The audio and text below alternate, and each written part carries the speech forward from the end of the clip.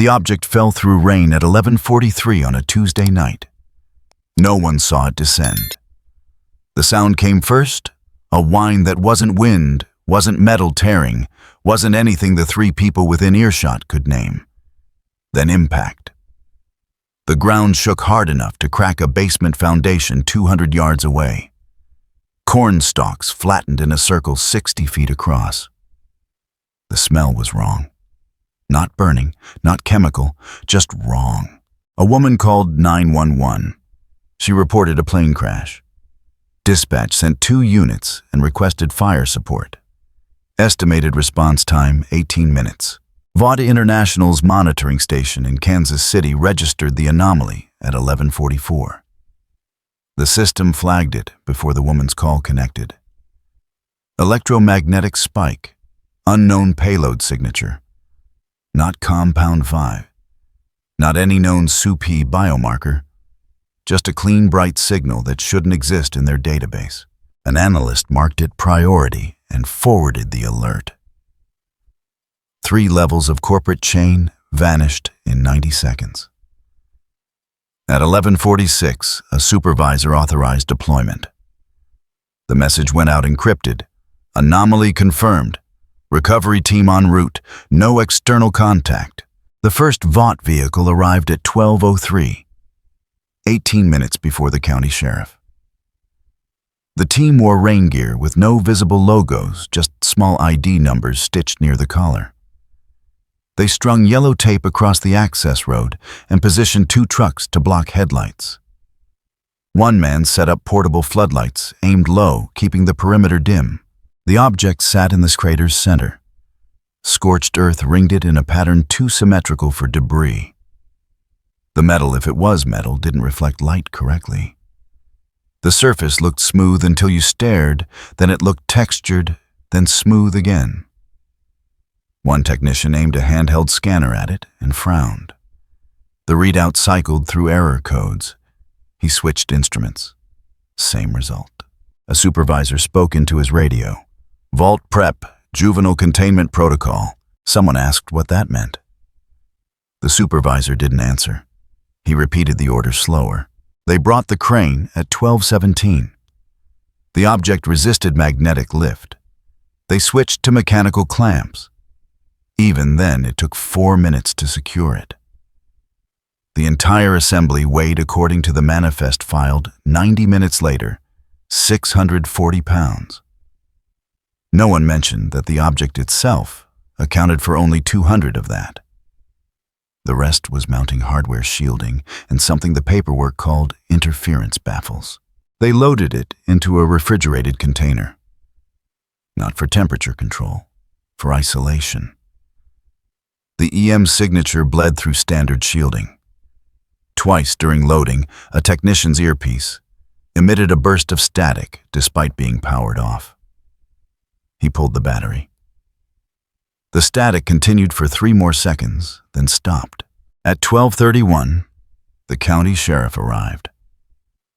A VOT site coordinator met him at the tape line. She explained there had been a meteorite impact.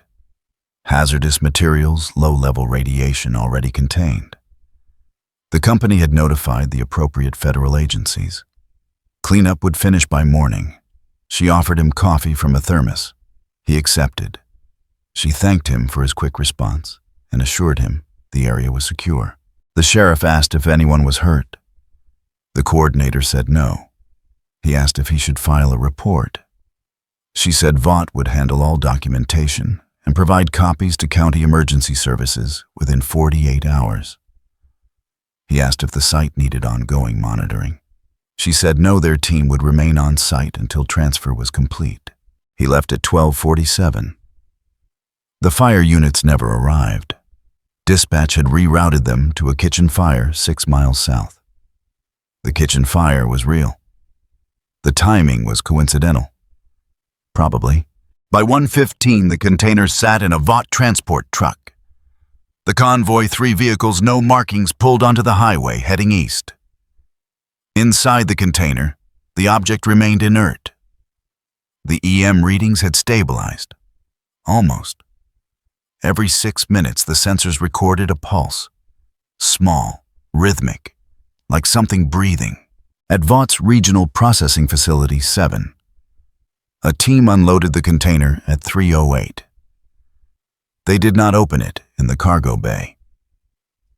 Protocol required transfer to the subterranean vault first. The elevator descended 4 levels, reinforced doors, biometric locks, air filtration that cycled every 90 seconds. The vault had been designed for compound V storage before the formula stabilized. Now it held things that didn't fit categories. The container was placed in Bay 9.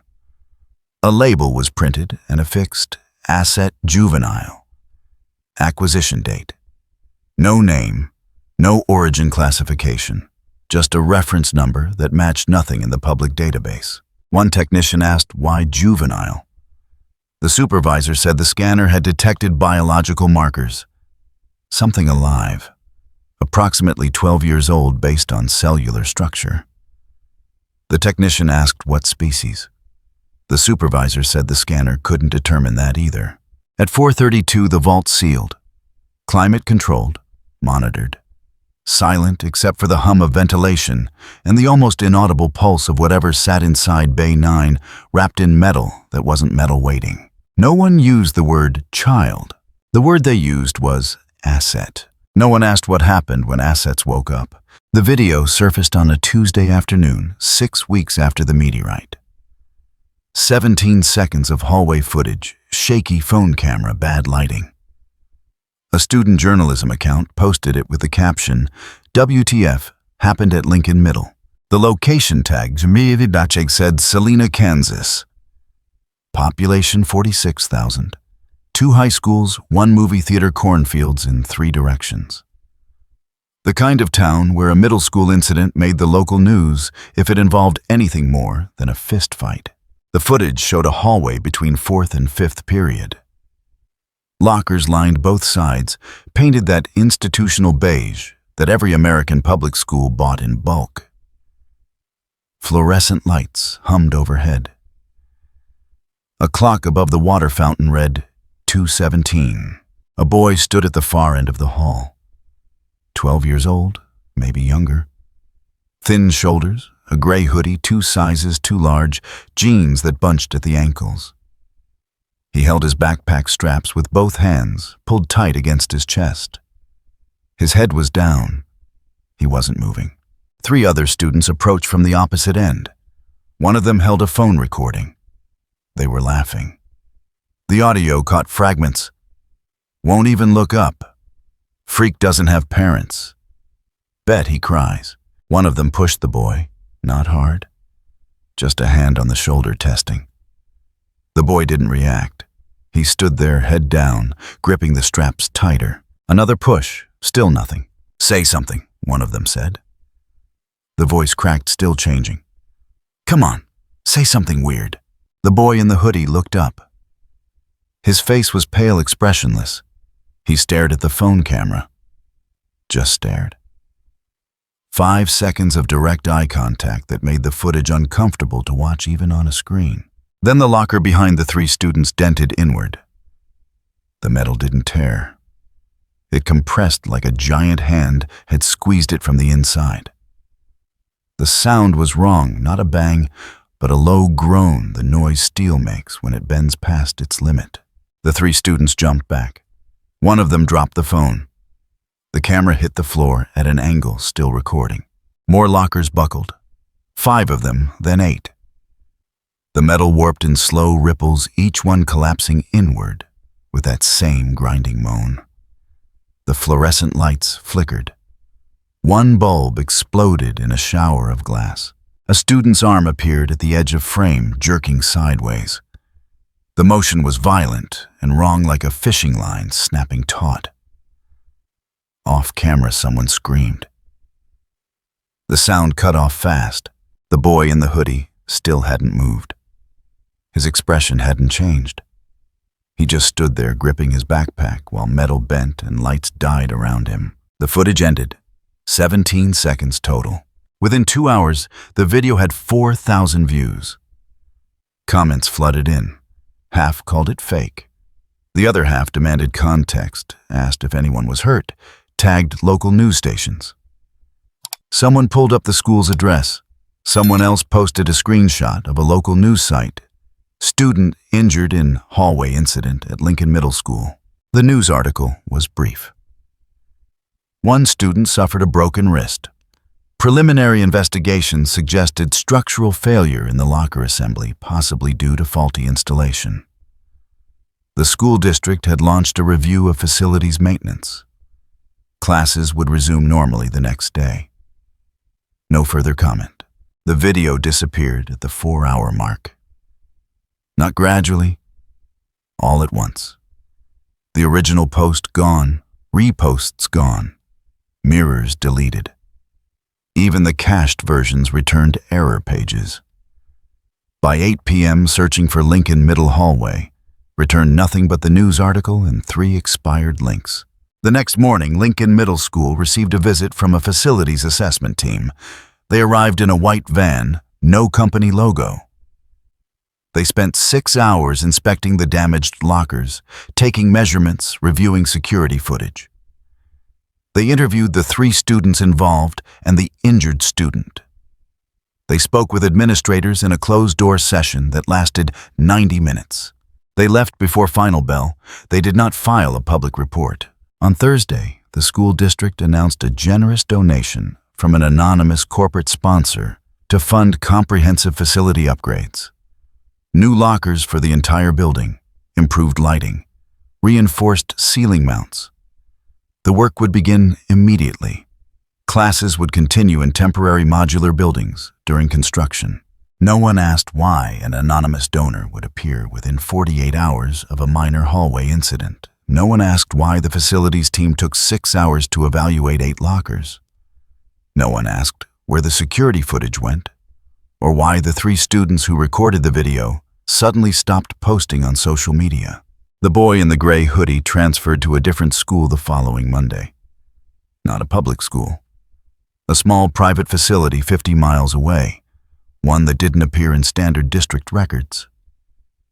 The kind of place that required referrals, accepted students with specialized needs, and didn't publish enrollment lists. His name appeared nowhere in the news coverage. The injured student's parents accepted a settlement that included a non-disclosure agreement. The 3 students who filmed the incident received full scholarships to a summer enrichment program, contingent on deleting all personal devices and agreeing not to discuss the hallway incident in any public forum. One of them tried to talk about it anyway, 2 weeks later, in a Discord chat. He typed 3 sentences about that weird kid, and the government probably took him. His internet connection dropped mid-message. When it reconnected, his account had been suspended for community guidelines violations. He didn't try again. The news article remained online. It still described the incident as structural failure. It still mentioned the broken wrist. It still said classes resumed normally. Every word was true. None of it was complete. In a secondary analysis report filed to Vaught's Risk Assessment Division, an analyst noted that the hallway footage matched behavioral patterns consistent with involuntary somatic response to psychological stress. Translation: the boy didn't attack anyone. He didn't choose to bend metal or shatter lights. He just got scared, and the environment reacted. The report recommended relocation to a controlled setting. It recommended brand safety evaluation. It recommended media coaching. It did not recommend termination. The boy was not a threat, the analyst wrote. He was an opportunity. 3 days after the report was filed, the boy sat in a clean white room with soft lighting and cameras hidden in the ceiling. A woman in business casual explained that he was special, that the world didn't understand people like him yet, that she wanted to help him feel safe. She asked if he understood. He nodded. She asked if he had any questions. He didn't. She smiled and told him they'd talk again soon.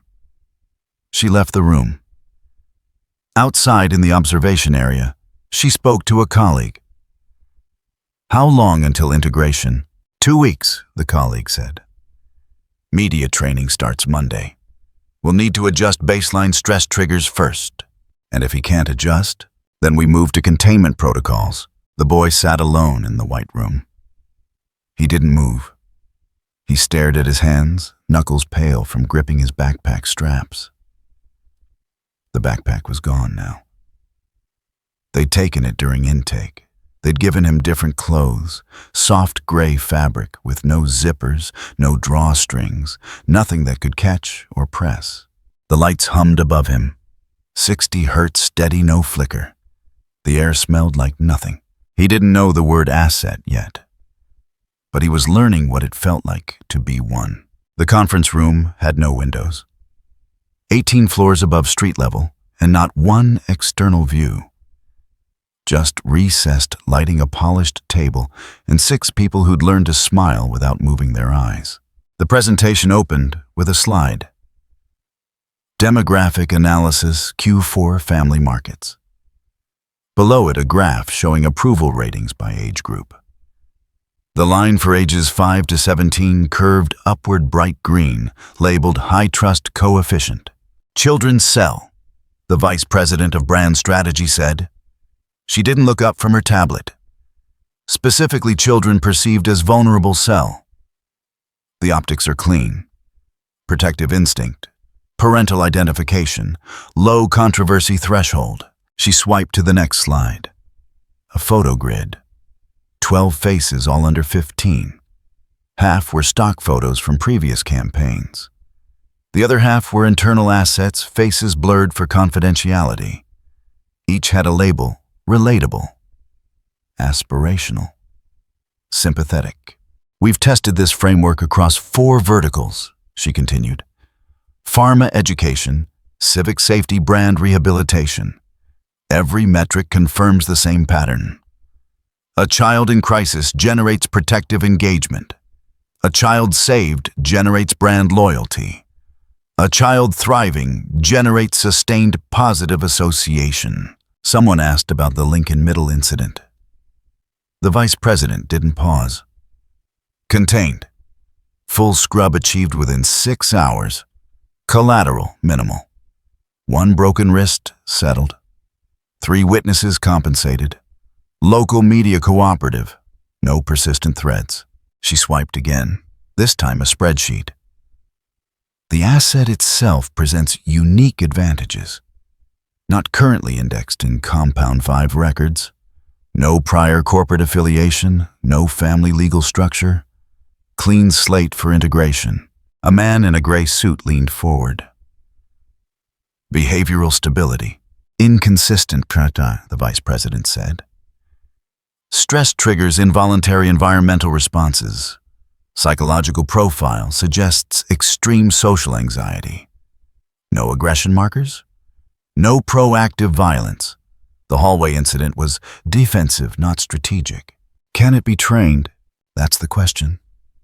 She tapped the screen. A new slide appeared, brand integration timeline. Weeks 1 through 12, each block color-coded.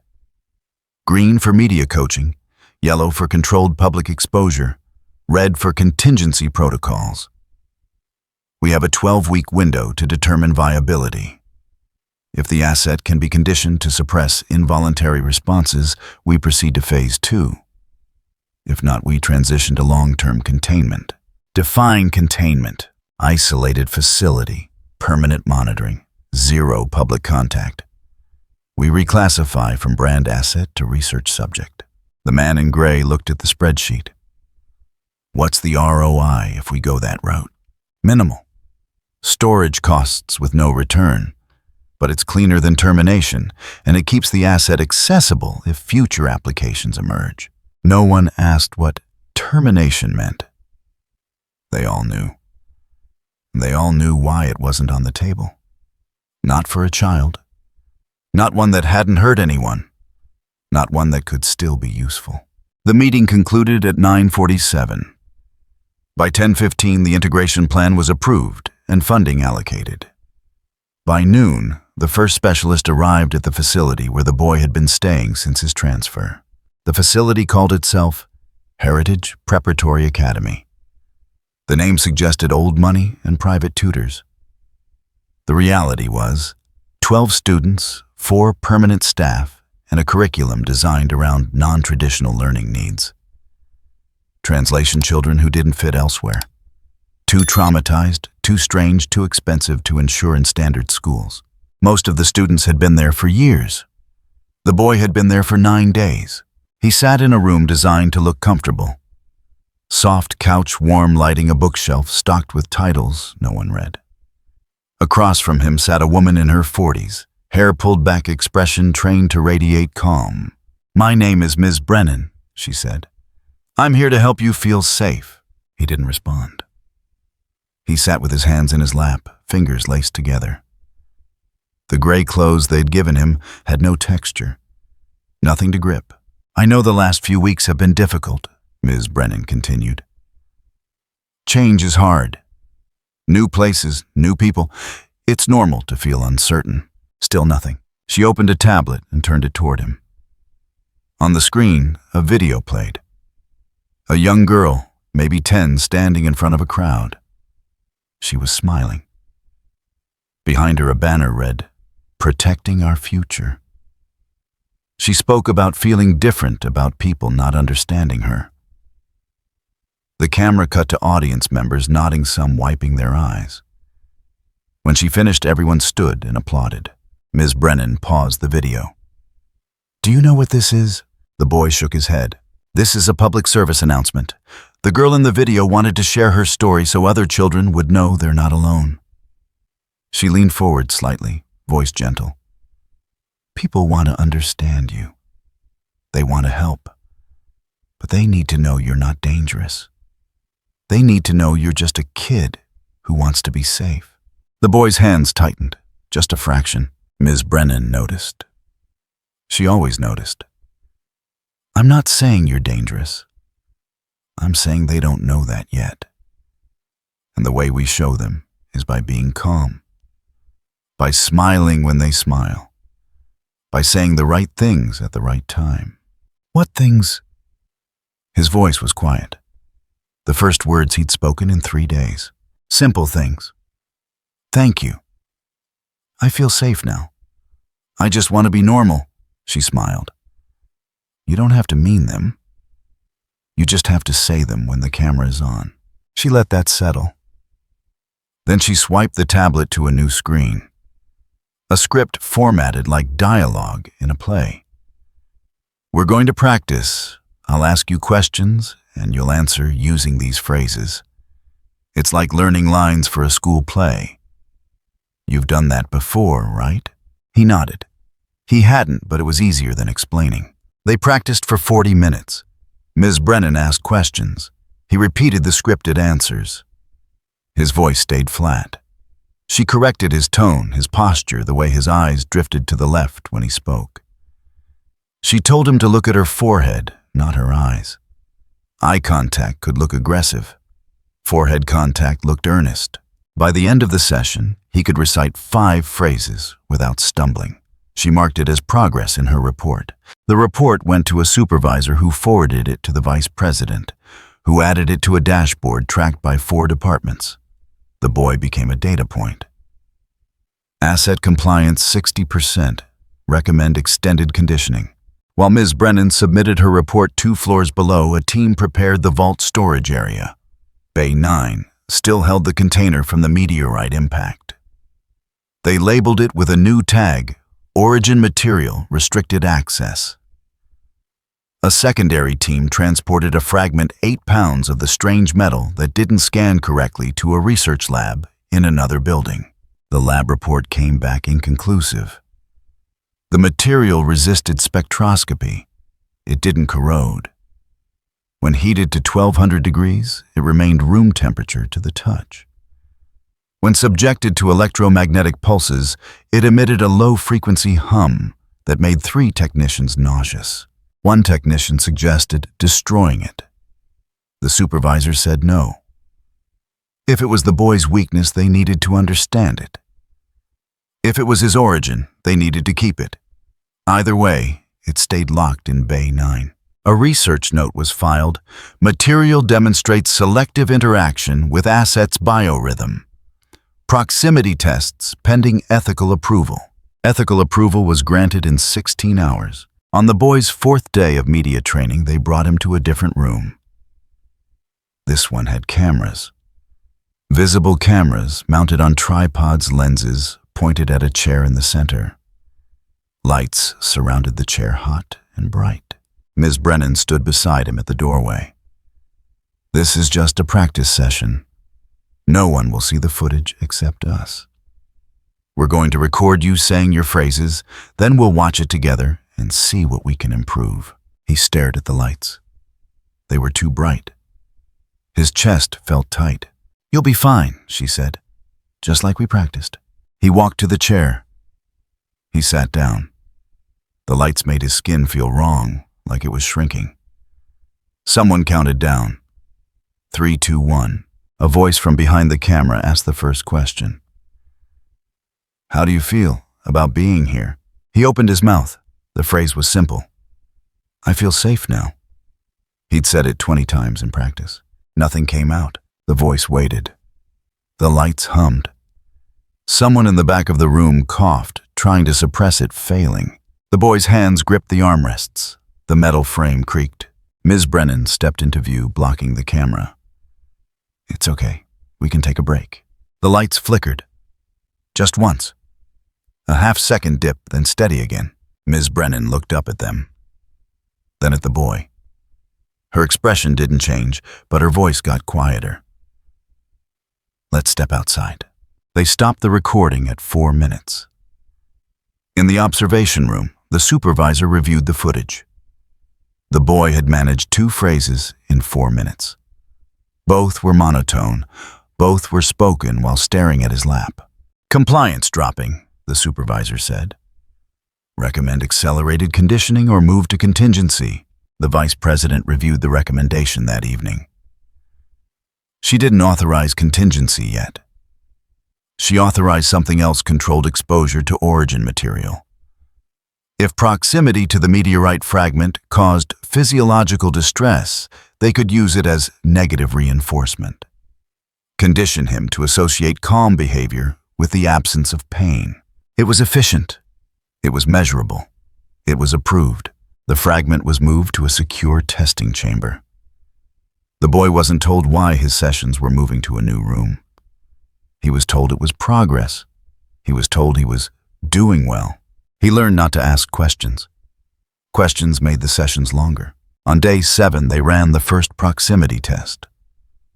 The fragment was kept in a lead-lined case 20 feet from the boy. He didn't know it was there, but his hand started shaking. He said the fragment felt like something looking at me. They moved it to 30 feet. The shaking stopped. They noted the threshold. 30 feet was the limit. Anything closer, and he became unstable. The research team proposed using controlled exposure, bringing the fragment close enough to trigger distress, then removing it when he complied with instructions. Classical conditioning. Pain and relief. The ethics board took 11 hours to approve it. No one on the ethics board had children. The studio was booked for 3 hours. 2 for filming, 1 for breakdown. The production schedule listed it as a Tier 2 shoot, medium priority, standard crew. 12 people total. 1 director, 2 camera operators, 3 lighting technicians, 2 audio specialists, 1 teleprompter operator, 1 PA, 1 on-site producer, and Ms. Brennan. The set was designed to look warm. Soft chair, neutral backdrop plants in the corner that weren't real, but photographed well. The kind of environment that tested well with focus groups when the word authentic came up. Studio 7C had good acoustics and enough space for 3 camera angles without crowding. They brought the boy in at 9:15. He'd been prepped for 90 minutes beforehand. Hair combed, face cleaned, clothes without wrinkles. The outfit had been selected by a consultant: plain blue shirt, khaki pants, nothing that drew attention. He looked like every yearbook photo from every middle school in America. Ms. Brennan walked him to the chair. "Just like we practiced," she said. "You know the lines. The cameras won't feel any different than yesterday." Yesterday's practice had been in a smaller room. No crew. Just Ms. Brennan and one camera. He'd managed 4 phrases before the lights started flickering. They'd called it a day and marked it as acceptable progress. The director introduced himself. First name, only upbeat voice. He explained they'd run through each segment twice. First take for blocking, second take for recording. No pressure, Binna, he said. We can do as many takes as you need. The boy sat in the chair. The lights came on. 6 LED panels, each one calibrated to 5,000 Kelvin to match daylight temperature. The brightness was clinical. It made everything too visible. Someone adjusted a cable near his feet. The motion was quick, professional. But it made him flinch. You're doing great, Ms. Brennan said from just off camera. Remember to breathe. The teleprompter operator powered up the screen. It sat 10 feet away, eye level, displaying the first phrase in clean, sans serif font. The boy stared at it. The words were simple. He'd read them 100 times. But seeing them on the screen with all these people watching made them feel impossible. The director counted down. Rolling in 5, 4, 3. He mouthed the last 2 numbers and pointed. The PA pressed record on all 3 cameras simultaneously. Red lights blinked on. The audio specialist monitored levels through headphones, watching the VU meter bounce. Whenever you're ready, the director said. The boy opened his mouth. His throat felt tight. He tried to swallow. It didn't help. 30 seconds passed. The crew waited. Someone shifted their weight and a floorboard creaked. Take your time, Ms. Brennan said. He forced the words out. My name is... His voice cracked. He stopped. That's okay, the director said. Fresh start. We'll go again. They reset. The boy gripped the armrests. The chair frame was aluminum. His fingers left faint impressions in the metal barely visible. No one noticed yet. Second take. He got further this time. My name is Brandon. I'm 12 years old. I want people to know that I'm... He couldn't finish. The word normal wouldn't come. The lighting technician nearest the backdrop shifted to adjust a panel. He muttered to a colleague just loud enough to carry. Kid struggling. Another voice, quieter. Weird smile, too. Someone suppressed a laugh. It came out as a snort, nasal and sharp. Brandon's hands tightened on the armrests. The aluminum creaked. This time, the audio specialist heard it through the ambient mic. He frowned at his levels. Ms. Brennan stepped into frame. Let's take 5 minutes. The director nodded. Everybody relax. Grab water. The crew dispersed to the edges of the studio. 2 lighting technicians stood near the back wall, conferring in low voices. One of them glanced at Brandon, then back at his colleague. He made a gesture, hands circling near his temple. The universal signal for something's off. The colleague smiled. Not malicious. Just acknowledging the observation. Brandon saw it. He didn't know the gesture's meaning, but he knew the tone. It was the same tone from the hallway.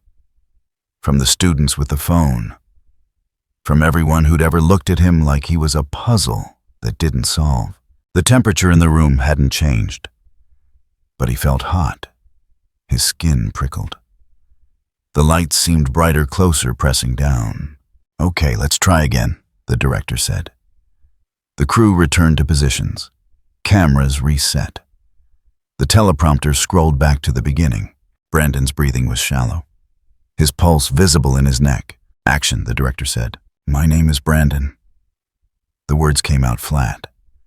I'm 12 years old. I want people to know. The PA's phone buzzed. Not loud. Just a faint vibration in his pocket. But in the silence of the recording, it was enough. The PA grimaced, embarrassed. He pulled the phone out to silence it, moving quickly, trying not to disrupt. Brandon's eyes tracked the motion. The phone. The embarrassed expression. The way everyone was trying so hard not to react. His hands were shaking now. He pressed them harder against the armrests. The aluminum bent. A soft, grown metal giving way. The audio specialist pulled his headphones off. "What is that noise?" One of the lighting technicians looked up at the overhead panels. "Ballast issue." The sound wasn't coming from above. It was coming from all around. A low hum, steady and wrong, like the building itself was resonating at the wrong frequency. The nearest LED panel flickered. Just once, then steady. "Check the power," the director said. Before anyone could move, 3 panels flickered in sequence, left to right like a wave. The backup batteries were supposed to prevent that. The system was supposed to be isolated. Brandon was staring at his lap now. His shoulders hunched forward. He looked small in the chair, smaller than 12. "Are we still rolling?" the director asked. "Yeah," one of the camera operators said. "But I'm getting weird interference on the monitor." The image on the director's screen showed Brandon in the chair. But the edges of the frame were distorted pixels, smearing in horizontal lines. The technical term was artifacting. It usually meant a bad cable or corrupted data stream. All 3 cameras were showing the same distortion. "Kill the recording," the director said. "We'll reset everything." The PA reached for the control panel. His hand was 6 inches from the switch when the cable next to it moved. Not pulled, not yanked. It just slid across the floor, smooth and slow, like something had breathed on it. The PA stepped back. "Did you see?" The cable whipped sideways, fast. It caught his ankle and pulled. He went down hard, cracking his elbow against the concrete floor. The sound was sharp and wet. Someone screamed, short, reflexive. Brandon looked up. His face was pale, bloodless. His eyes were wide, but unfocused.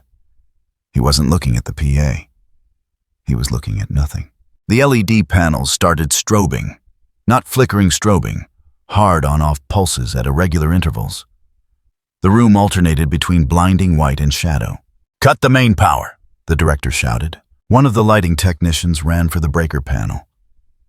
He didn't make it. The aluminum lighting rig above him groaned. The bolts holding it to the ceiling grid twisted in their sockets, threads stripping. The rig dropped 4 inches, caught by the safety chain. The chain held. The bolts didn't. The rig fell. It hit the technician across the shoulders. He collapsed forward, pinned. The lights shattered on impact glass, scattering across the floor. Sparks arced from the severed power cables. The smell of ozone filled the studio. The second lighting technician ran to help. He grabbed the rig to lift it, burned his hands on the hot metal, didn't let go. He screamed and kept pulling. The PA, still on the floor, crawled toward the exit, dragging his injured arm. The camera nearest Brandon tipped forward off its tripod. No one touched it. It just fell slow at first, then faster. It hit the floor, and the lens cracked. The sensor inside sparked once and died. Ms. Brennan was moving toward Brandon, hands out, voice steady despite everything. "Brandon, look at me. Look at my eyes." He didn't move. He sat in the chair, hands still gripping the armrests, fingers sunk into the metal like clay. His breathing was rapid, shallow, hyperventilating. The studio's HVAC system kicked into a higher cycle. The vents above rattled. One of the grates tore loose and fell, hitting the teleprompter screen. The screen spiderwebbed, but didn't shatter. The director was on his phone, calling building security, calling someone, anyone. "We need medical in 7C. We need..." The call dropped. He looked at the screen. No signal. He had full bars. No signal. The on-site producer grabbed a fire extinguisher from the wall mount. Not because there was fire, because it was heavy and metal and something to hold. Ms. Brennan reached the chair. She knelt in front of Brandon, putting herself at eye level. "It's okay. No one's angry. You're safe." His eyes focused on her. For just a second he saw her, really saw her.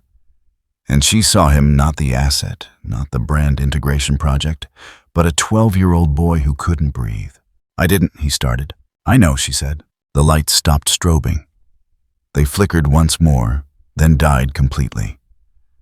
Emergency lighting kicked in dim red LEDs along the baseboards. The HVAC wound down. The cables stopped moving. The building settled. In the silence, they could hear the PA crying. The lighting technician under the rig was conscious, but not moving. Someone was calling for an ambulance in the hallway outside. Brandon's hands released the armrests. The metal was deformed, molded to the shape of his grip. He looked at it, then at Ms. Brennan, then at the crew scattered across the studio. "I'm sorry," he said. No one answered. The producer was the first to speak. She wasn't talking to Brandon. She was talking into her phone, which had somehow regained signal. "We have a situation. Studio 7C. 3 injuries. Multiple equipment failures. Yes, the asset was present. No, I don't have an incident report yet. I'm filing it now." She paused, listening. Then no police. Internal only. Ms. Brennan helped Brandon stand. His legs shook. She kept a hand on his shoulder, guiding him toward the exit. The crew parted to let them through. No one made eye contact. In the hallway, 2 security officers waited. They didn't touch Brandon. They just walked beside him, and Ms. Brennan maintaining a 3-foot distance. Protocol for potentially volatile assets. Behind them, the producer was still on the phone. "Damage assessment in progress. Brand impact TBD. Recommend immediate containment escalation. Yes, understood. I'll have the NDAs ready in an hour." The ambulances arrived 12 minutes later. The PA had a fractured elbow. The lighting technician had 2 cracked ribs and second-degree burns on both palms. The third injury was the technician under the rig compression fracture in his shoulder blade, no spinal damage. All 3 were treated at a private medical facility. All 3 signed non-disclosure agreements before discharge. All 3 received compensation packages that included continued health care coverage and performance bonuses. The studio footage was classified. The equipment was scrapped. The room was sealed for structural review. By 6 p.m., a press release went out from Vought's communications department. It described a technical malfunction during a routine production shoot. Minor injuries, all personnel stable. No ongoing safety concerns. Production would resume at an alternate facility. Every word was true. None of it mentioned the boy. At 7:30, Brandon sat in a different room. Smaller. No cameras, no lights. Just white walls and a chair bolted to the floor. A man in a suit entered. He didn't introduce himself. He sat across from Brandon and opened a tablet. "The integration timeline has been adjusted," he said. "You'll be transferred to long-term containment tomorrow morning. Transport leaves at 0600. Brandon didn't ask what that meant. He'd learned that questions didn't change outcomes. The man closed the tablet. "For what it's worth, no one blames you." It wasn't worth anything. But he said it anyway. The observation facility was 3 floors underground, accessible only by key card and biometric scan. No signage, no windows, just a long corridor with recessed LEDs and the hum of ventilation cycling filtered air every 90 seconds. Brandon had been there for 4 days since the studio incident. The space they'd given him was 8 by 10 feet, painted white, furnished with a bed bolted to the floor and a steel toilet with no lid. A single vent near the ceiling. One fluorescent panel that never turned off completely, just dimmed to a dull amber at what he assumed was night. They brought meals on plastic trays, slid through a slot in the door. No utensils. Everything finger food, or soft enough to tear. He ate because not eating made the visits longer. On day 5, the door opened without warning. 2 handlers stood in the corridor, both wearing the same gray uniform with no insignia. One gestured. Brandon followed. He'd learned that hesitation triggered documentation, and documentation triggered longer isolation. They walked him to a different area. The walls here were beige instead of white, and there were framed prints of nature scenes. Mountains, forests, beaches. Corporate attempts at comfort. They stopped at a door marked C7. Wait inside, one handler said. The space beyond was designed to suggest safety. Soft couch warm overhead, glow a bookshelf stocked with titles selected by committee. In one corner, a small table with 2 chairs. Brandon sat in the chair facing the door. He always sat facing the door now. 15 minutes passed. Then the door opened again. Homelander walked in. Brandon recognized him immediately. Everyone did. The suit, the cape, the smile that belonged on billboards. But seeing him in person was different. He was taller than the screens made him seem. His presence filled the space in a way that had nothing to do with size. Homelander's smile stayed perfectly calibrated as he closed the door. He moved to the chair across from Brandon, pulling it slightly to the side before sitting. Just a few inches, enough to control the angle to make the geometry of the space his. "Hey, buddy," Homelander said. His tone was gentle-pitched for a child. I know who you are," Brandon said. Homelander's smile didn't falter. "Of course you do. Everyone does." He leaned forward slightly, elbows on his knees, posture open. "I wanted to meet you. I've been hearing a lot about what you've been going through." Brandon's fingers laced together in his lap.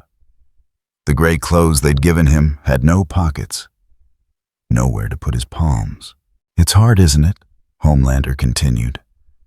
"Being different, having people look at you and not understand. I know that feeling." For 2 seconds, Brandon didn't respond. Then, "Do you need them to clap before you feel real?" The question landed in the space between them. Simple, direct. 12-year-old syntax with a blade underneath. Homelander froze. Not visibly, his expression remained friendly, his posture unchanged. But something in his eyes went flat. He stared at Brandon, searching for mockery, for calculation, for any sign the question was strategic. There was nothing. Just a boy asking something he didn't know was dangerous. "That's an interesting question," Homelander said slowly. His tone stayed warm, but the warmth had edges now. "Why would you ask that?" Brandon's shoulders drew inward slightly. "Everyone keeps telling me to smile when people watch, to say things that make them feel good. I wondered if you have to do that too." Homelander leaned back. His jaw tightened just a fraction, just enough. "I don't have to do anything. People love me because I protect them, because I'm a hero." "Okay," Brandon said. The simplicity of it made Homelander's chest tighten. No argument, no admiration, just acceptance of the answer, empty of belief. Homelander stood. The motion was smooth controlled. "We'll talk again soon," he said. "I think you and I have a lot in common." He moved to the door, paused with his fingers on the handle. "You're going to meet someone else soon. Another kid. Someone like you." He glanced back. "I want you to be nice to him." Brandon nodded. Homelander left. The door closed with a soft, magnetic click. Outside in the corridor, he walked 20 feet before stopping. His fists clenched. The knuckles went white. He stood there for 8 seconds, breathing through his nose, jaw set. Then he smoothed his expression and continued walking. 2 days later, they brought Brandon to a different area. This one had windows, fake windows, monitors displaying pre-recorded footage of a park. Trees swaying, sunlight filtering through leaves. The illusion of outside. A boy around Brandon's age stood near one of the false windows. Dark hoodie, hands in his pockets, posture tense. He turned when Brandon entered. "Hi," Ryan said. His tone was careful. "Hi," Brandon replied. They stood 10 feet apart. 2 handlers remained by the door far enough to suggest privacy, close enough to intervene. This wasn't trust. This was observation. Ryan gestured to the table in the center of the space. "They said we could talk, if we wanted." Brandon walked to the table, sat. Ryan followed, taking the chair across from him. Silence stretched between them, not hostile, just uncertain. "They told me you're like me," Ryan said finally. that you didn't ask for this. Brandon's gaze stayed on the table surface. I don't know what I asked for. Ryan nodded. He understood that feeling. Do you know what you can do? Things break when I'm scared. Do you want them to? No. The answer was immediate, certain. Ryan's chest loosened slightly. Then you're not like him. Brandon looked up. Like who? Homelander. Ryan's expression tightened. He wants things to break. He just pretends he doesn't. They sat with that for a moment. Then Brandon asked, What can you do? I can fly. I'm strong. I have... Ryan trailed off. I hurt someone. I didn't mean to. But I did. Did they make you sorry? No one had to make me. I just was. Brandon absorbed this. When things break around me, I say sorry. But I don't think they believe me. Maybe they don't want to, Ryan said. The conversation drifted. Small things. What they missed about normal life. Brandon missed cereal that didn't come in a plastic cup. Ryan missed video games. What scared them, Brandon was scared of crowds. Ryan was scared of becoming his father. Then Brandon asked, Do you ever think about what would happen if we just did something? Ryan's posture shifted. Like what? I don't know. Something people would have to notice? Brandon's fingers traced the table edge. Like if we went somewhere high and dropped something heavy. How far do you think it would fall before someone stopped us? Ryan's pulse quickened. The thought came too easily. The logistics appeared in his mind. Unbidden height, needed object weight trajectory. He could already see it, and that terrified him. If we did it and someone got hurt, Ryan said quietly. Whose fault would it be? Brandon tilted his head. Both of ours. No. Mine, because I know what hurt is. Ryan's fingers curled against his palm. You don't think about that part? About after? About what it means when someone doesn't get back up? Brandon's expression didn't change. Not defiant, not understanding, just blank. Ryan stood, his chair scraped against the floor. I have to go. Did I say something wrong? No. Ryan's tone was strained. You said something normal. And that's worse. He walked to the door. The handler straightened, opened it for him. He didn't look back. Brandon sat alone at the table. His fingers continued tracing the edge, following the same line, over and over. 6 minutes passed before a handler came to escort him back to his cell. Ryan wasn't afraid of Brandon. He was afraid of how easy the thought had come. In a conference space, 16 floors above ground, 3 people reviewed footage of the interaction. The feed came from 6 angles, thermal standard visual, and 1 measuring minute vibrations in the floor and walls. Subject 2 demonstrates clear boundary awareness that Subject 1 lacks. An analyst said, highlighting sections of the transcript on a wall monitor, moral reasoning present, consequence projection intact, remorse verified. And Subject 1, the supervisor asked, cognitive development appears atypical, emotional effect restricted. No evidence of empathy modeling. The drop something heavy comment wasn't malicious intent. It was curiosity without ethical framework. Recommendation: maintain separation. Subject 2 has stabilization potential. Subject 1 is incomplete. The supervisor closed the file. Approved. Move Subject 1 to permanent containment staging and ensure Subject 2's father is informed of the interaction parameters. He'll want control of the narrative. The meeting adjourned at 1400 hours. By 1430, a new directive appeared in the system: Asset Reclassification. Subject 1. Brand integration suspended. Long-term isolation approved. No one wrote the word child. The word they used was incomplete.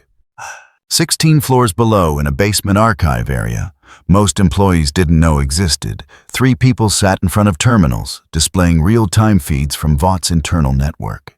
Huey Campbell had been monitoring the system for 6 days, mapping security protocols, logging personnel movements, tracking which areas required biometric clearance versus standard keycard. He'd compiled a spreadsheet of shift changes, camera blind spots, and server refresh cycles. "This is insane," he said for the fourth time that hour. "We're talking about breaking into a Vought containment facility to steal a fragment of alien material so we can use it to neutralize a 12-year-old kid." "Weaponize," Butcher corrected. His tone was flat. "We're not neutralizing. We're making sure he stays in the cage without Vought holding the leash." "That's not better." "Never said it was." Butcher leaned back, arms crossed. "But Homelander's sniffing around this kid like he's the next messiah. And Vaught's treating him like the next quarterly earnings bump. We get the material, we have leverage. Insurance, Annie." January, formerly Starlight, sat at the third terminal pulling up architectural schematics. "The fragment is stored in Bay 9's subterranean vault. We'd need to bypass 3 security checkpoints, 2 biometric locks, and pray the system doesn't flag us in real time." "When's the best window?" Butcher asked. "Next week. There's a corporate event investor relations big PR push. Security focus shifts to the upper floors. Vault monitoring goes to skeleton crew. And the kid? He'll be in observation. If things go sideways, he's nowhere near the fragment." Huey scrolled through the personnel roster. "This is still a terrible idea." "All my ideas are terrible," Butcher said. "But they're the only ones we've got." Annie pulled up footage from earlier that day, Brandon sitting alone in his cell, staring at the wall, motionless. "What do we do with him if this works? If we actually get the material and Vought loses containment?" Butcher didn't answer immediately. His jaw worked, grinding something unspoken. Finally, "Then we do what needs doing and pray someone else lives with it." "That's not a plan. It's the only honest thing I've said all week." The basement went quiet. Ventilation hummed. Somewhere above them, Vought International continued its daily operations meetings, media cycles, brand strategy sessions. A corporation built on selling heroism to people who wanted to believe in something. And beneath it, 3 people planning to steal a piece of a falling star so they could decide what happened to a boy who didn't understand why everyone treated him like a weapon. No one said the word kidnapping. The word they used was extraction. No one asked what came after. The charity event was scheduled for 7 p.m. on a Wednesday, broadcast live across 4 networks and streaming on Vaught's proprietary platform. The venue was a hospital in downtown Manhattan, St. Agnes Medical Center, chosen for its photogenic atrium and proximity to Vought Tower.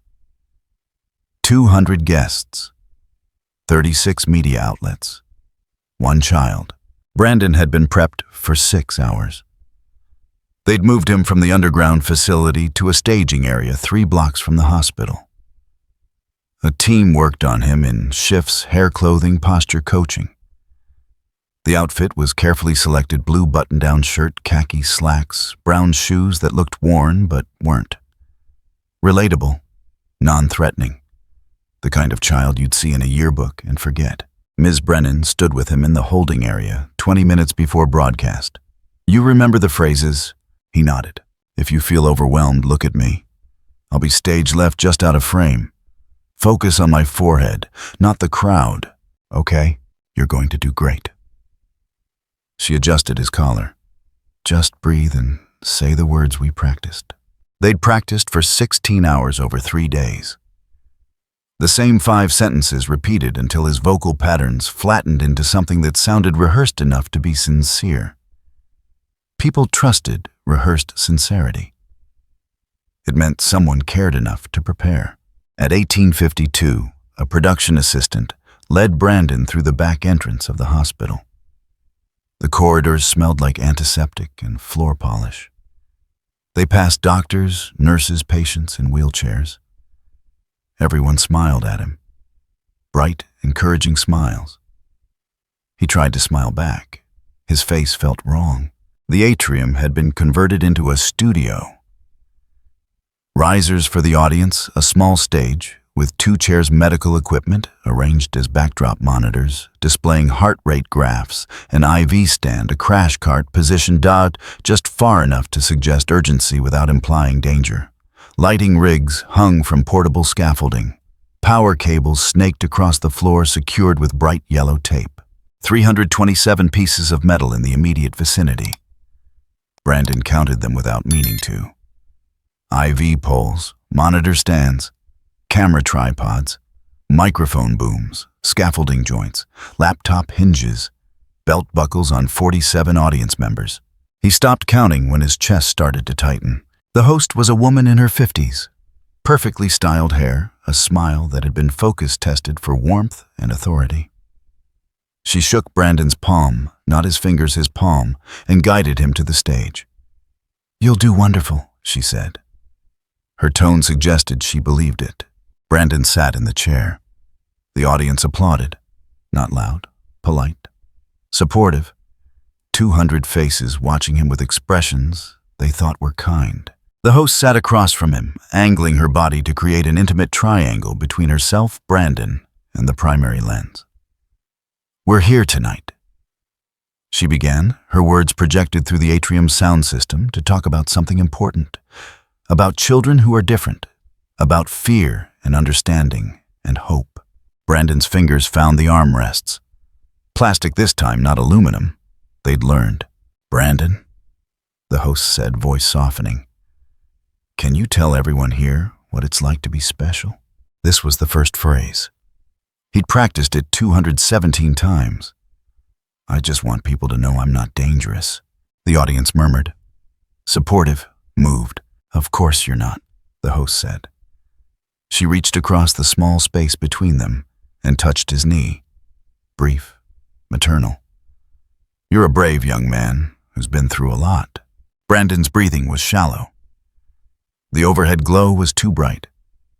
Not as intense as the studio they'd learned from that too, but still too much. The temperature was controlled at 68 degrees optimal for audience comfort and equipment cooling. But his skin felt hot.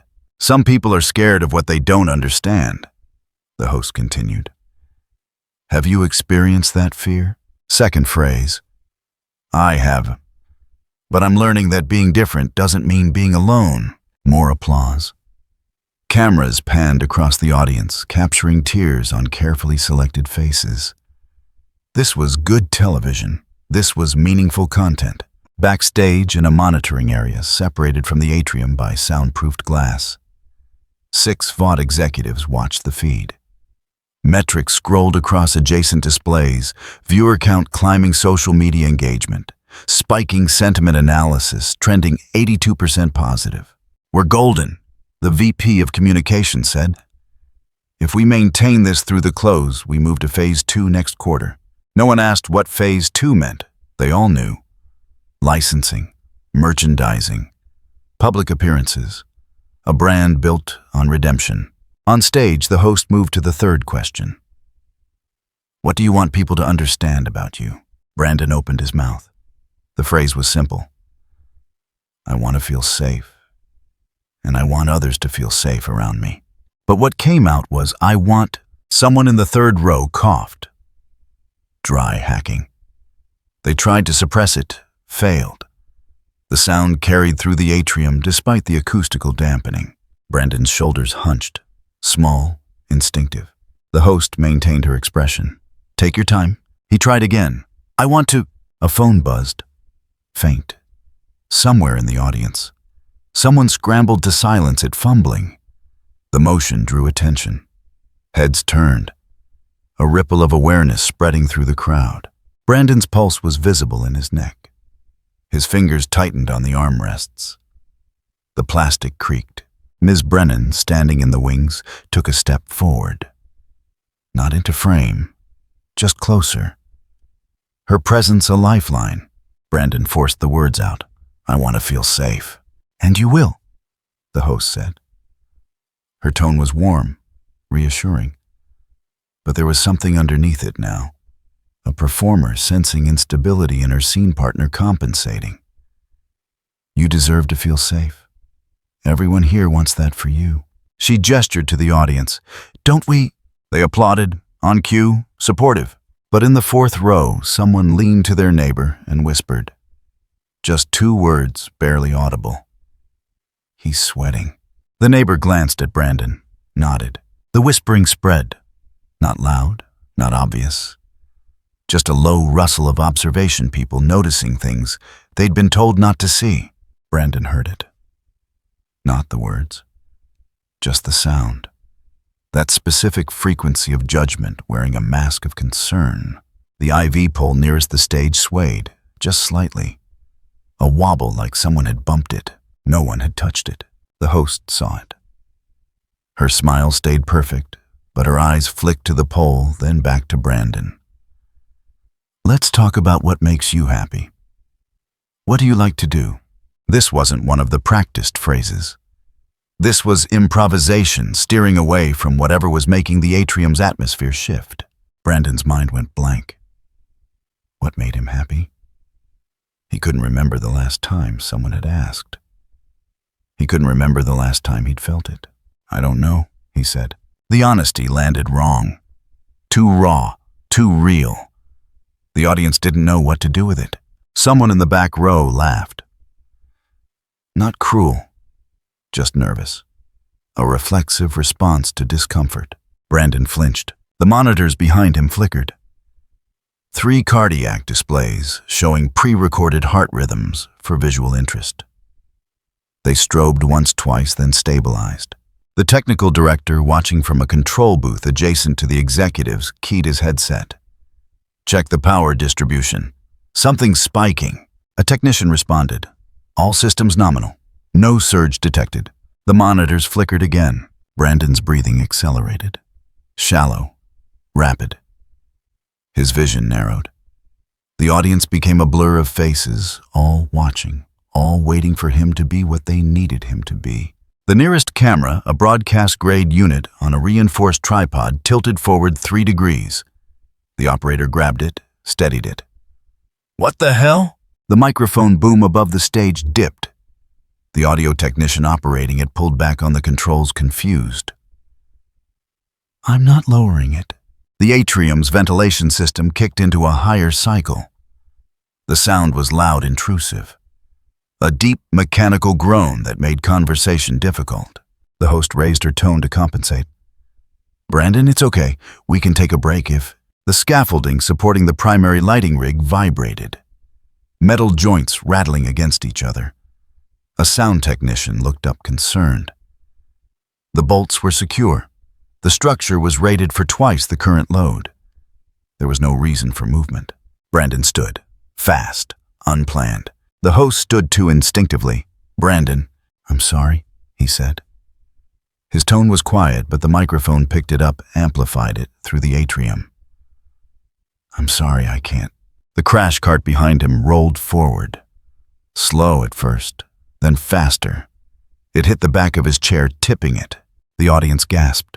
Someone screamed. Ms. Brennan was moving onto the stage arms, out voice steady. Brandon, look at me. He turned toward her. His face was bloodless, eyes wide but unfocused. The IV pole fell. It didn't tip, it fell sideways fast, like something had yanked it. The metal base hit the stage floor with a reverberating clang. Cables across the floor began to writhe. Not pulled, not tangled. Just moving, sliding across the polished surface in smooth, impossible patterns. The audience was standing now, backing away. Security personnel moved toward the exits, trying to create egress paths without causing panic. The cardiac monitors exploded. Not the screens, the internal components. Circuits shorting in rapid succession, smoke pouring from the vents. The fire suppression system engaged sprinklers, activating in a localized burst above the stage. Water hit the lighting rig. Sparks arced across wet metal. The primary panels shorted, plunging the atrium into partial darkness. Emergency illumination kicked in battery-powered strips along the baseboards, casting everything in dim red. Brandon dropped to his knees. His fingers pressed against the stage floor nails, digging into the wood. I'm sorry, I didn't. Homelander appeared in the atrium. Not through the doors, through the air. He'd been watching from Vought Tower, monitoring the feed. When the monitors exploded, he flew the 8 blocks in 14 seconds. He landed on the stage cape, settling. The audience saw him, and stopped fleeing. Homelander was here. Everything would be fine. "Everybody stay calm," Homelander said. His tone was commanding, heroic. This was his element. "I've got this." He approached Brandon, who was still kneeling, still shaking. "Hey, kid, look at me." Brandon looked up, tears on his face, terrified. Homelander reached down. A camera tripod collapsed. The operator jumped back as the metal frame bent inward, legs folding like a crushed spider. Homelander's expression hardened. This wasn't a rescue. This was a problem. And problems needed to be contained. He grabbed Brandon's shoulder, firm, controlling. "You need to stop this, right now." "I can't." "Yes, you can." Homelander's grip tightened. Not painful yet, but close. "You're scaring people, and scared people don't clap." Brandon's eyes widened. That phrase, that specific word, clap. The scaffolding groaned. Every joint simultaneously. The entire structure swayed, metal screaming. Homelander looked up. Calculated. If it fell, it would hit the front 3 rows. 30, maybe 40 casualties. He could catch it. He could save them. Or he could let it fall and save only the ones the cameras could see. He chose option 1. He released Brandon and flew upward, grabbing the scaffolding as it collapsed. The weight was nothing to him. He held it aloft, muscles tensed for the cameras that were still rolling. "Get them out!" he shouted to security. The audience fled. Orderly panic, everyone moving toward the exits. In the chaos, no one noticed the small side door opening. No one saw 3 people slip through, moving against the crowd. Bay 9 was 4 levels below Vought Tower, connected to the hospital through underground service tunnels that most employees didn't know existed. Butcher led the way, Huey and Annie behind him. The vault access was biometric. Annie bypassed it using credentials she'd lifted from a former Vought security contractor who owed her a favor. The door opened with a hydraulic hiss. Inside rows of storage units, each labeled with reference codes. Bay 9 was in the back corner. 90 seconds, Butcher said. In and out. Huey opened the container. Inside, wrapped in lead-lined shielding, the meteorite fragment. 8 pounds of metal that didn't scan correctly. He lifted it, heavier than expected, colder. "Got it," he said. Above them, the building's alert system activated. Not because of the vault breach, because of the chaos in the hospital atrium. Every security resource was being redirected to contain the incident. They had 5 minutes before anyone noticed Bay 9 was open. They used 4. On the hospital stage, Brandon knelt in water and smoke and broken glass. The audience was gone. The scaffolding was secure. Homelander stood 20 feet away, cape dripping, expression unreadable. Ms. Brennan was the only one who approached. She knelt beside Brandon, not touching him, just present. "It's over," she said quietly. Brandon looked at her. "Did anyone die?" "No." "Did I do it?" She didn't answer. Because they both knew. Because the cameras had caught everything. Because tomorrow Vought would spin it. Homelander would be the hero who saved the hospital. Brandon would be the tragic case study of a child who needed help. And somewhere, a fragment of a meteorite was being loaded into a vehicle, carried away by people who believed they knew what to do with a weapon they didn't understand. The broadcast had ended. The feeds cut. The metrics stopped climbing. But the video existed. And video, once released, never truly disappeared. By midnight, footage was circulating, edited, contextualized, weaponized by a dozen competing narratives. Vaught's statement went out at 0200. An unfortunate incident during a mental health awareness event. All guests safe. Investigation ongoing. Our thoughts are with those affected. Every word was true. None of it explained what people had seen. Brandon was transferred back to the underground facility. Not to his previous cell. To something deeper. Something without windows, real or false. And in a nondescript van heading west on the Cross Bronx Expressway. 3 people sat in silence. A meteorite fragment wrapped in foam and plastic between them. Now what? Huey asked. Butcher stared straight ahead. Now we find out if we just save the world, or guaranteed it ends. Nobody answered, 'cause nobody knew. Annie had pulled the transport schedule off a Vought terminal 40 minutes before her credentials went cold. Brandon moved twice a day between facilities. Always at 3 a.m., always with skeleton crew, 2 guards, both contracted, both underpaid enough to look away when smoke grenades hit the hallway. The safe house was 40 miles outside the city. A farmhouse with peeling paint and land that hadn't been worked in years. No neighbors within sight. No traffic. Just wind through dead corn stalks and the distant sound of a highway that led everywhere except here. Butcher had chosen it for exactly those reasons. They'd moved Brandon 2 days after the hospital incident. The extraction took 18 minutes. The guards radioed it in as a gas leak. By the time anyone checked, the van was 3 counties away, and Brandon was zip-tied in the back seat, silent, compliant, like he'd been waiting for someone to make the next decision for him.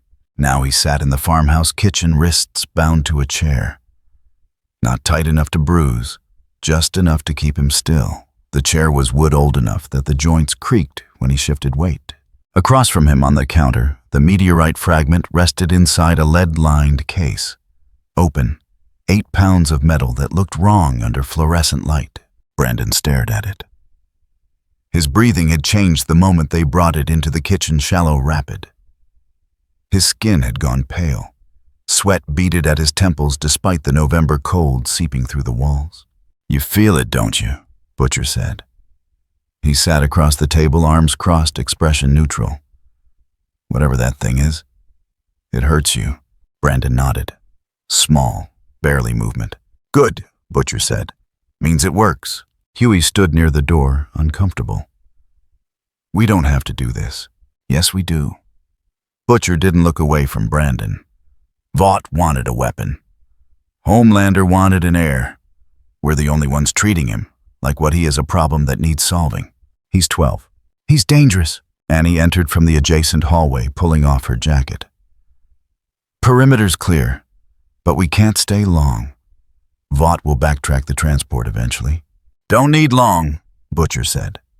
He leaned forward, elbows on the table. "Here's how this works, Brandon. That fragment there, only thing in this world that makes you manageable. We keep it. We keep you under control. Simple."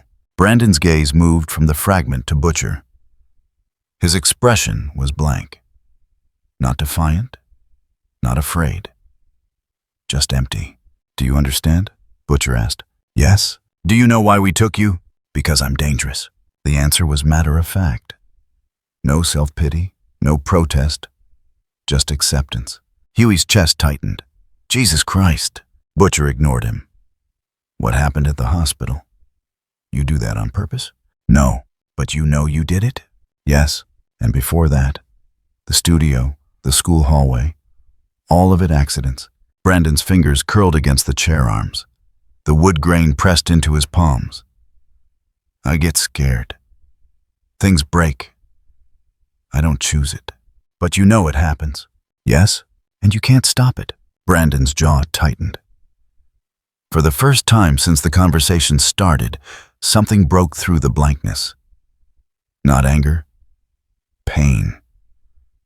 "I've tried. I say sorry. I do what they tell me, but it keeps happening." Butcher absorbed this. Then, "So what are we supposed to do with you?" The question hung in the kitchen. Outside wind rattled the windows. The refrigerator hummed an old compressor cycling on and off. Brandon looked at Butcher, then at Huey, then at Annie. 3 people who'd stolen him from a cell, brought him to a farmhouse, and put his weakness on display. "I don't know," he said quietly. "What did I do wrong?" Huey took a step forward. "You didn't." "I hurt people," Brandon continued. His tone stayed flat, but something underneath it was cracking. "I didn't want to, but I did. The man under the scaffold, the woman who burned her palms, all those people at the hospital who ran away.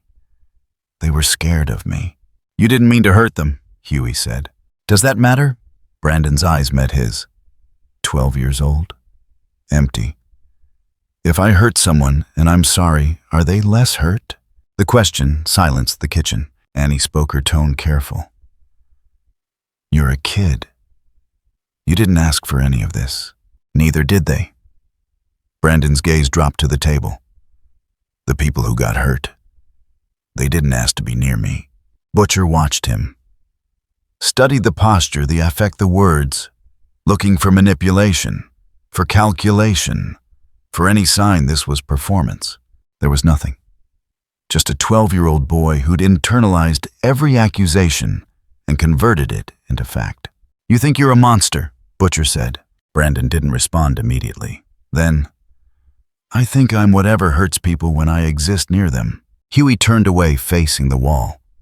His fists clenched. Butcher leaned back. Silence stretched. The fragments sat on the counter, inert and patient. Finally, Butcher spoke. We could kill you. Huey spun around.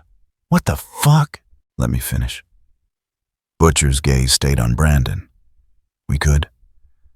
That fragment there, we bring it close enough, you'd get weaker, sick. Eventually, you'd stop breathing. Clean, quiet, problem solved. Brandon's expression didn't change. Okay. The single word landed like a stone. Okay, Butcher repeated. If that's what you need to do. Brandon's tone was calm, not resigned, just factual. I don't want to hurt anyone else. Annie's breath caught. Jesus. Butcher stared at the boy, at the acceptance, at the willingness to die because someone with authority said it was necessary. And for 3 seconds, Billy Butcher saw Ryan Butcher's face superimposed over Brandon's. Another kid. Another impossible situation. Another choice he'd gotten wrong. He stood abruptly, walked to the counter, closed the fragment case. The lead shielding engaged with a soft magnetic seal. Brandon's breathing eased immediately. Color returned to his face in slow degrees. Butcher pulled a knife from his belt, cut the zip ties binding Brandon's wrists. Then he set a bottle of water and a protein bar on the table. We're not killing you, Butcher said. Huey exhaled. Thank God. Not because you don't deserve it. Butcher's tone was flat. Because they don't get to decide how this ends. Vought, Homelander, all of them. They don't get to turn you into a headline or a case study or whatever the fuck they were planning. You don't belong to them. So what happens to me? Brandon asked. We keep you away from people. We keep that fragment close enough that you stay manageable. And we make damn sure no one ever uses you again. That's still a cage, Annie said quietly. It's a cage where no one else dies, Butcher replied. Best option we've got. Brandon absorbed this. Will you hurt me? No more than necessary. Will I be alone? Butcher paused. The honest answer was yes. The kind answer was a lie. He chose honest. Probably. Okay, Brandon said again. The acceptance was worse than protest would have been. Worse than tears. Just a child agreeing to isolation because adults had decided it was required. Huey moved to the table. It doesn't have to be forever. Maybe we figure something out. Find a way to help you control it. People have been trying, Brandon said. It didn't work. That was Vought trying to use you. We're different. Are you? The question was simple. Sincere. And it cut straight through. Huey didn't have an answer. Annie did. She crouched beside Brandon's chair, meeting his eyes. We're different because we're asking, not telling. If you want to try, we try. If you don't, we don't. Your choice. Brandon looked at her. Then at the fragment case sealed on the counter. What if I can't? Then you can't, and we deal with it. But at least it's your decision. Brandon's fingers found the water bottle. He opened it, drank. Small sips. When he set it down, something in his posture had shifted. Not hope. Just the absence of total surrender. Okay, he said. I'll try. The farmhouse became a holding pattern. Days blurred together. Brandon stayed in one of the upstairs bedrooms. Huey installed a lock on the door outside control, but not a prison cell. Just safety. The fragment stayed in the kitchen distance, measured and maintained. On the 5th day, Annie sat with Brandon at the kitchen table. She'd brought playing cards and a worn paperback things that suggested time might pass differently than it had in Vought facilities. Brandon won 2 hands of Go Fish. He didn't smile, but he didn't flinch when she moved her arm near his. Progress measured in millimeters. On the 7th day, Huey tried teaching Brandon how to breathe through panic. Counted breaths, grounding techniques, things therapists recommended for people who couldn't afford to lose control. Brandon tried. His focus lasted 3 minutes before the fragment's presence pulled his attention like gravity. "It's still there," he said quietly. "I can always feel it." "I know," Huey said. "But you're trying. That's more than they ever let you do." That night, while Brandon slept upstairs, the 3 of them sat around the table and confronted what they'd built. "We kidnapped a child," Huey said. "We're keeping him in a farmhouse with the thing that makes him sick.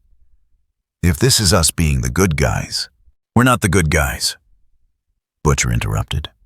"We're the people who do what the good guys can't stomach." "That's a shit excuse, and you know it." "It's the only excuse that keeps people alive." Annie set her coffee down. "Billy's right about one thing. We can't let Vought have him back. But we also can't keep him here indefinitely. Eventually someone finds us, or he gets worse, or..." "I know." Butcher stared at the fragment case. "Which is why we're moving him tomorrow." "Where?" Huey asked. "Upstate. Old State Hospital Juvenile Psych Wing, closed for asbestos remediation in '97. State never paid to tear it down." "That's not a solution. That's a prison." "It's a prison where he won't accidentally kill anyone, and it's a prison Vought can't find." Annie's expression tightened. "For how long?" "Until we figure out what comes next." "And if there is no next?" Butcher didn't answer. Because they all knew. Because the truth was, there might not be a next. Just degrees of containment, each one measured against everyone else's safety. "What about the fragment?" Huey asked. Butcher looked at the case. 8 pounds of alien metal. The only leverage they had. The only weapon that worked. "Leaves it here," he said. "What?" "We take it with us. We'll keep using it. Keep threatening him. Keep making him weak whenever it's convenient." Butcher's jaw set. "Fragment stays. We manage him without it, or we don't manage him at all." "That's insane," Annie said. "If he loses control, then we failed. But at least we failed trying to treat him like a person instead of a lab rat." Huey stared at Butcher. "You're betting everyone's lives on that." "I'm betting mine. You 2 don't have to come." Silence. Then Annie stood. "We're coming. But if this goes wrong..." "It will," Butcher said. "Question is whether we can live with how." They moved Brandon on day 9, early morning before sunrise. The drive was 3 hours through rural highways and unmarked roads. No fragment case in the van. Just supplies blankets, the things a child might need to survive in a building designed to hold people society couldn't fix. Brandon sat in the back. No zip ties this time. He watched the landscape pass through the window. Trees, fields, towns that looked abandoned, even though people probably still lived there. "You scared?" Huey asked from the passenger seat. Brandon considered. "I don't think so." "You should be." "Why?" "Because we don't know if this works. We're making it up." Brandon's expression didn't change. "Everyone's been making it up. At least you told me." The facility was exactly what Butcher had described. 3-story brick building, windows boarded, surrounded by chain-link fence, overtaken by ivy. The kind of place people drove past without seeing. Asbestos warnings still posted on faded signs. No one had cared enough to enforce them. They set Brandon up in one of the ground floor areas that still had intact walls and a working door. Brought in supplies, canned food, water, blankets, a battery-powered lantern. The paperback Annie had brought. A sketch pad and pencils Huey had grabbed at a gas station. Things that suggested a person lived here, not just a containment problem. When everything was in place, Butcher crouched to Brandon's level.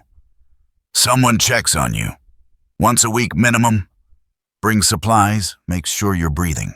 "Okay. You try to leave before you're ready, before we figure out how to make this work safe, and we have to start over." "Understand?"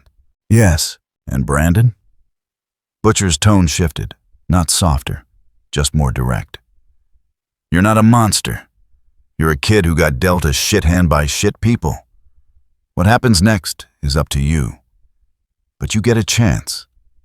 That's more than most people get." Brandon looked at him. "Do you think it'll work?" "I think you deserve the chance to find out." Butcher stood. The three of them moved toward the door. "Wait," Brandon said. They turned. "Thank you." His tone was quiet, uncertain, like he wasn't sure if gratitude was appropriate for people who'd kidnapped him, threatened him, and locked him in an abandoned building. No one knew how to respond to that. They left. The lock engaged behind them. Outside, they stood in the overgrown parking area, not speaking. Finally, Huey broke the silence. "We just became the thing we're fighting." "No," Annie said quietly. "We became something worse." They don't pretend it's for his own good. They drove away as the sun rose.